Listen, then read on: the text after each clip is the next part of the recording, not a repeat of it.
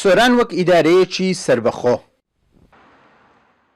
ناوچەیەکی فراوان لە ڕووی ڕووبەر، چڕی دانیشتوان بە ڕێژەیەکی زۆر، فراوانبوونێکی خێرا و خزمەتگوزاری لە ئاستێکی کەم.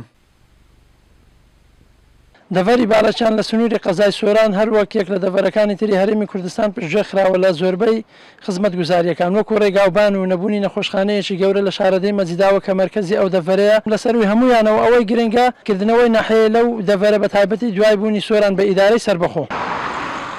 لە سنووری ئیدارەی سۆران لە تەواوی سەنتەری قەزا و ناحیە و گوند و ئاوەیەکان زۆرترین کێشە و گرفتی نەبوونی پڕۆژە خزمەتگوزاریەکان هەیە.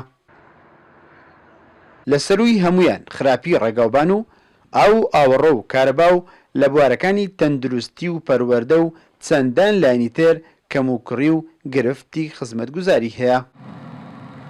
ئێمە وەکو هاوڵاتیان و دانیشتوانی دەڤەری برادۆست و سۆران بەگشتی لە زۆرینەی خزمەتگوزارە سەرەتایەکان بێبەشین. تا ئێستاش ڕێگاوبان لە منتقەی برادۆست وەکو پێویست نەکراوە لە کاتێکە برادۆست لە ساڵی 1932 لەگەدەوە کراوە بە ناحیە، بەڵام دۆ ئێستا محافەزەیە برادۆست لە گوندێکی وێرانەچێ. هەمیشە کێشەی ئاوی خواردنەوە ئاوی ڕێسیمان هەیە لە زۆر شوێن ستونەکانی کارەبا وەکو پێویست نەڕاهاتون کارەبە تا ئێستاش نەگەویتە هەموو گوندەکان وەکو پێویست کارەبای نیشتیمانی.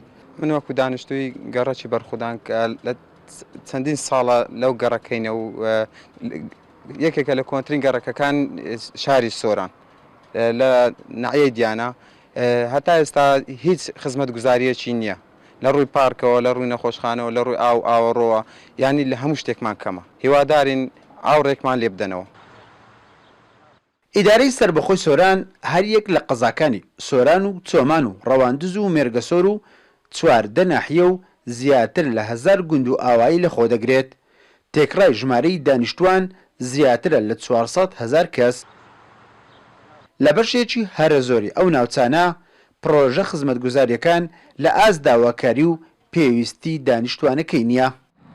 ئیسماعیل عوسمان، کورسات نیوز، ئیدارەی سربەخۆی سۆران.